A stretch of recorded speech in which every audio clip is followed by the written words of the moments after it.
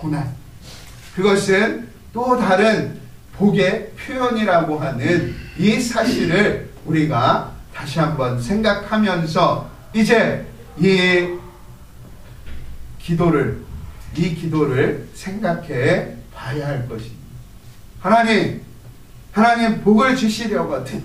예, 복을 주시려거든. 하나님께 나아가는 거예요. 이 고난이 있습니다. 이 고난이 이제까지는 자신에 대한 아픔, 이런 상처, 이런 건 줄 알았는데 하나님의 복 주시는 또 다른 방편임을 깨닫고 복에 복을 더하소서라고 이렇게 말씀하고 있는 것이죠.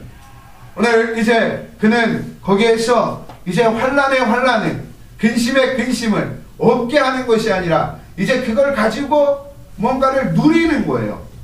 뭔가를 가지고 뭔가 생각하고 더하고 그것이 없어지는 차원이 아니라 훌쩍 뛰어넘는 복에 복을 더하는 것은 그냥 간단하게 그냥 2배의 복을 달라고 하는 표현이 성경은 아니라고 하는 사실을 우리가 한번 더 살펴볼 필요가 있을 것 같아요.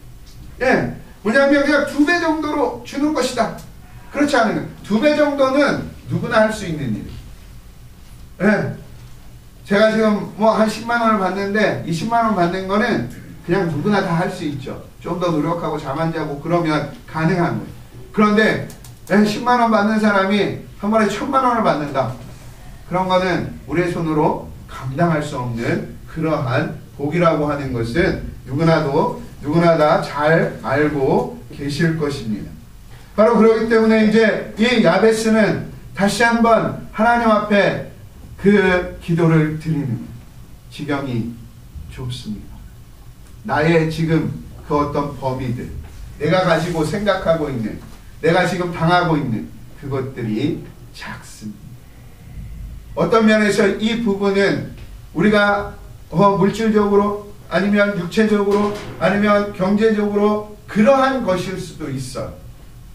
그러한 것들은 우리가 손쉽게 잘 찾아 챙기고 이거는 힘든 것이구나, 어려운 것이구나 그러는데 거기를 한 번 더 넘어가 보면 무엇이 사실은 우리가 신앙생활을 위해서 뭔가 근심하고 걱정하면서 받는 환난은 얼마나 되는가 하는 것들을 한번 생각해 보십니다. 내가 예수 믿는데 핍박받으면서 예수 믿는다. 그런 거 아니죠. 하나님을 섬기는데 하나님 내가 정말 지경이 좋습니다. 우리의 지경을 넓혀주세요. 영적인 그리고 신앙적인 그러한 차원에 있어서의 우리의 그 기도, 그런 복을 우리가 간구하는가.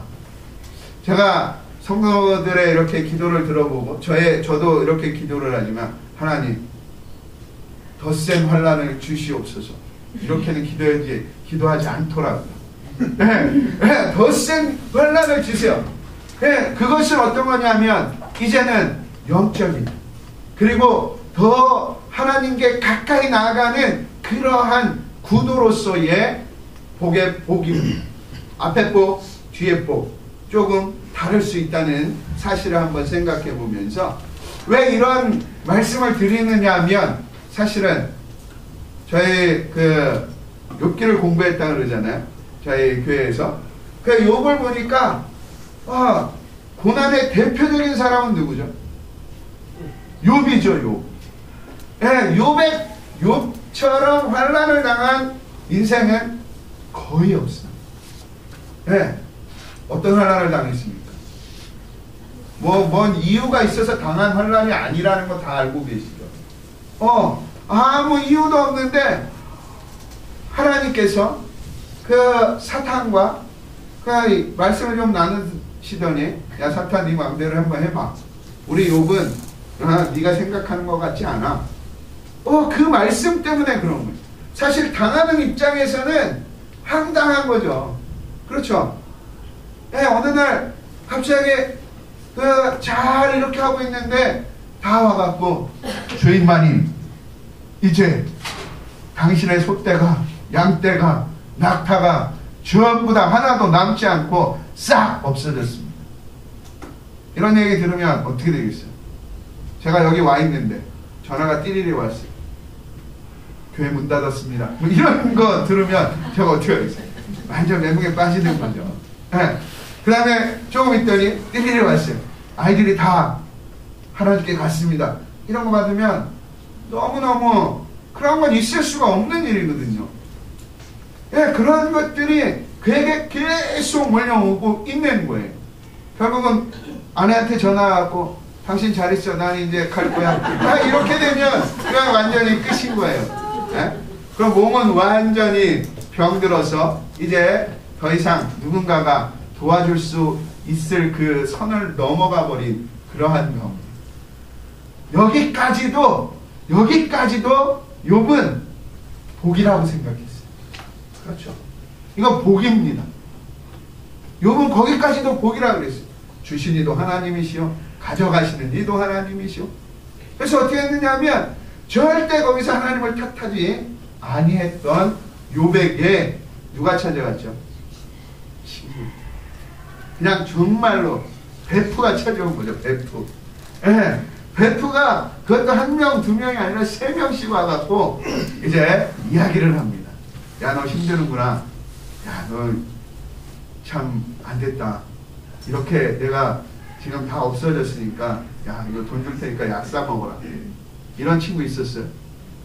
아니죠. 뭐라 그러죠? 야, 너 이렇게 망한 거 보니까 너 하나님께 잘 못 보였구나. 야, 너 다시 한번 네 생각해보고 회개할 거리 찾아봐. 한 친구만 그러면 괜찮은데 그 옆에 있는 친구 또 그러는 거예요. 막, 야, 난 그런 적이 없어. 막 그랬더니 야, 네가 그렇게 말하는 게 그게 죄야? 막 그러는 거예요. 가끔가다 그런 황당한 일들을 겪어보실 때가 있지 않아요?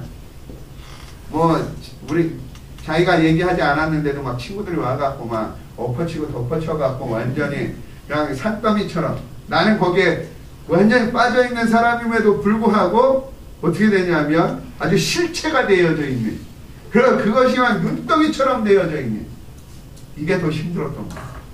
얼마나 힘들었으면 그 전까지는 하나님, 나 하나님 앞에 가고 싶습니다, 그런 말 절대로 안 했는데 그 다음서부터 나오는 그 모든 내용은 하나님, 저 빨리 불러와 주세요. 제가 이 세상에 안 났으면 죽었을 뻔했는데, 그렇게 얘기를 합니다.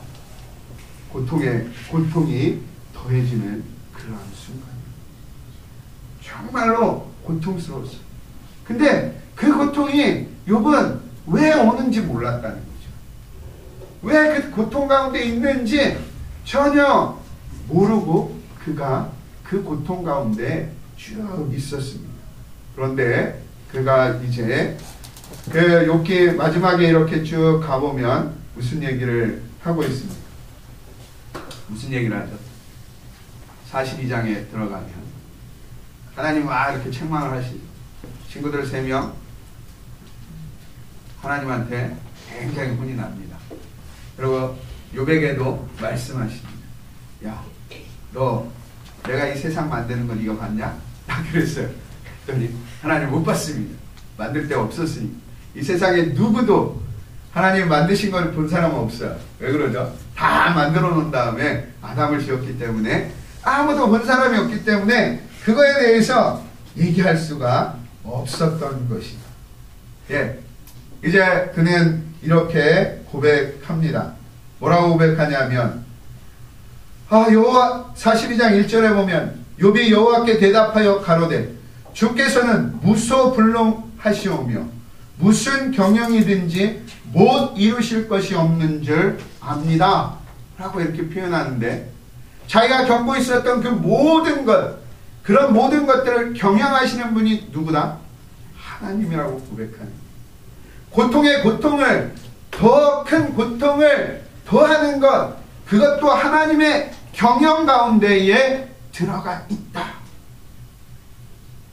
제가 이 말씀을 이렇게 고민하면서 온 이유 중에 하나는, 사실은 우리 목사님 작년부터 이렇게 거제도가 거제가 힘들고 어렵다, 그런 생각들을 하면서 이렇게 사실은 회사가 무너지고 또 뭐 이렇게 여러 가지 어려운 형편들에 있는 것, 우리는 그냥 눈앞에 보면 당장 회사가 어려운 거지만 큰 하나님의 섭리 가운데 보면 하나님께서 다 역사하시는 거죠.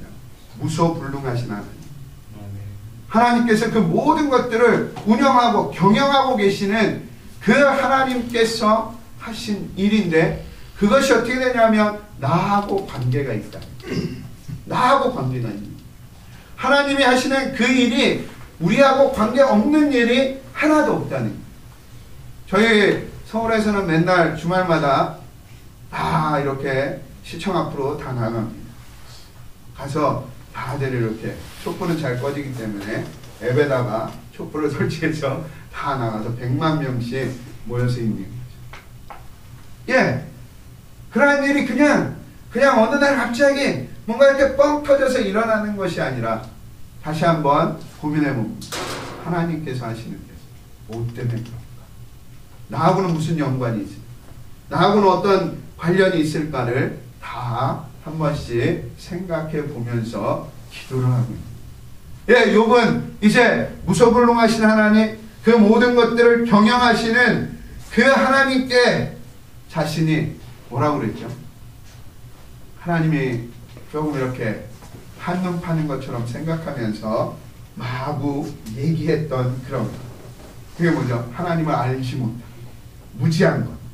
그래서 욥기 42장 2절은 주께서는 무소불능하시며 무슨 경영이든지 못 이루실 것이 없는 줄 아오나 무지한 말로 이치를 가리우는 자가 누구이니까. 내가 스스로 깨달을 수 없는 일을 말하였고 스스로 알 수 없고 헤아리기 어려운 일을 말하였나이다 라고 하면서 자신이 그동안 그 친구들과 나누었던 그 일에 대해서, 하나님, 제가 어떻겠습니까? 하나님의 그 일을 알지 못했습니다. 하나님, 정말로 그 일에 대해서 내가 알 수 있는 그러한 길이 아무것도 없다. 이제 그렇게 대답하면서 그가 하나 딱 깨닫는 게 있는데, 그게 뭐냐면 우리가 너무 잘 아는 그런 말씀이죠. 5절에 보면 내가 주께 대하여 귀로 듣기만 하였었더니 이제는 눈으로 주를 배웁나이다. 예. 그 연단을 통해서, 그 고난을 통해서 욥이 받은 그 축복은 뭐냐면, 하나님을 귀로만 들었는데 눈으로 보는 게, 이제 눈으로 확인하는 그 하나님을 만나게 된 것입니다. 예, 이게 뭐냐면 복인 거예요. 그것이 없었으면 뭐가 여태까지 이 욥은 부자였잖아요. 그렇죠? 얼마나 동방에서 부자였고, 그리고 그가 가지고 있는 그 어마어마한 것들을 항상 자랑하면서 복받은 자로 살았을 거예요. 그런데 그에게 또 다른 고난은 눈에 보이는 그 큰 그것을 복의 전부처럼 생각하면서 살아왔었는데, 이제는 실제적인 복의 근원 되시는 하나님과 만나는 그 역사가 이루어졌다. 듣던 하나님, 욥이 아브라함 시대로부터, 아브라함 시대하고 뭐 동일한 그런 시대의 사람이다라고 학자들이 얘기를 합니다. 그 이전에서부터 아담과 그리고 노아와 그 시대를 거쳐가면서 자신에게까지 왔는, 그때 들었던 하나님, 창세기 1장에서부터 11장까지 아브라함이 나오는 그때까지의 그 모든 일을 다 듣기만 한 거죠. 하나님이 이렇게 하셨다, 하나님 저렇게 하셨다, 하나님이 이렇게 하신 거야, 하나님이 이렇게 하신 거야. 그런데 이제는 듣는 하나님이 아니라 보는 하나님. 예, 그는 이제 귀의 영역에서 그가 어떤 영역으로 넘어가느냐면 눈의 영역으로 가는. 지금 귀로 듣는 건 좁다는 거죠. 예, 이제 그의 영역을 펼쳐서 보는 영역. 사실은 우리 그 성경에 나오는 귀머거리들, 귀가 잘 안 들리실 때도 답답하지만 더 답답한 건 뭐죠? 눈이 안 보여요. 눈이 보이면 어떻게 됩니까? 세상을 다 얻은 것이나 마찬가지다. 하나님께서 이제 이 욥을 통하여서 말씀하시고자 하는 것은, 그래 욥아, 내게 네가 지금까지 나를 섬기는 거 열심히 섬겼고 너무 잘 섬겼고 너에게 복을 그렇게 허락해 준 것, 그러나 내가 원하는, 하나님이 원하시는 것, 하나님이 원하시는 것은 그거 다음에 또 있다. 아마 욥기 3가 욥기 2가 나왔으면 그 다음 게 뭐 또 나오겠죠, 그죠? 욥기 3는 우리 성도님들이 다 쓰시면 됩니다. 보는 거, 그러니까 그게 어떻게 되느냐면, 다시 한번 그 고난 중에서 그가 하나님을 만나는 게 얼마나 큰 축복인지. 오늘 이제 이 시간 저희들이 이렇게 말씀을 나누면서 더 큰 축복들을 누리십니다. 뭐냐면 성경을 통해서 하나님을 이제 직접적으로 만나십니다. 성경을 읽으시면서 하나님을 만날 때, 그때는 지금 뭐 이렇게 뭐 좋아하고 재밌고 즐겁던 그런 것을 훅 지나갑니다. 그것과는 상대가 되어질 수 없는 그 기쁨과 즐거움을 취하게 되고, 그것에 그 영역으로 이렇게 들어가시게 될 때, 그러면 이 세상에 있는 이런 것들은 그냥 웃으면서 지나가는 거예요. 야, 돈 떨어졌어. 그러면 하루 굶지. 그리고 쭉 지나가시는 거예요. 뭐 이렇게 어디가 아파. 하나님께서 낫게 하시겠지. 그리고 거기에 매달리지 않고 지나갑니다. 정말로 하나님과 만나는 기쁨, 하나님과 동행하는 그 기쁨을 허락해 주십니다. 야베스의 기도는 누가 들어주십니까? 하나님이 응답하셨잖아요. 그렇죠? 하나님이 응답하셨는데 그 응답의 결론은 뭐냐면 바로 그가 존귀케 됩니다. 하나님의 응답은 그냥 이 세상에서 그냥 이렇게 그냥 남들하고 비슷하게 사는 그런 정도가 아니고, 하나님께서 가장 성경에서 존귀한 정도. 그럼 어디서도 존귀할까요? 하늘나라에서도 가장 존귀한 자가 되어 있겠죠. 그겁니다. 우리가 이 세상에서 믿음 생활하는 거, 그거는 여기에서 뭔가 다른 세상에서 뭔가 확 이렇게 하는 것도 물론 있지만, 그러나 궁극적인 목적은 어디냐면 하나님, 그 하나님의 나라, 그 속에서 존귀케 되는 것입니다. 그것은 또 이 세상에서도 역시 동일하게 일컬어집니다. 그냥 우리가 영적으로 거듭나는, 그리고 삶으로 바뀌어지는 그런 역사가 우리 삶 속에 일어나는 거죠. 계속 일어나는 거예요. 이거는 그냥 어느 날 한꺼번에 다 생기는 것이 아니라 우리 성도님들의 삶 속에서 이 말씀의 이치를 깨닫고, 그리고 살아가는 그 모습 속에서 뭐냐면 하나씩 작은 고난은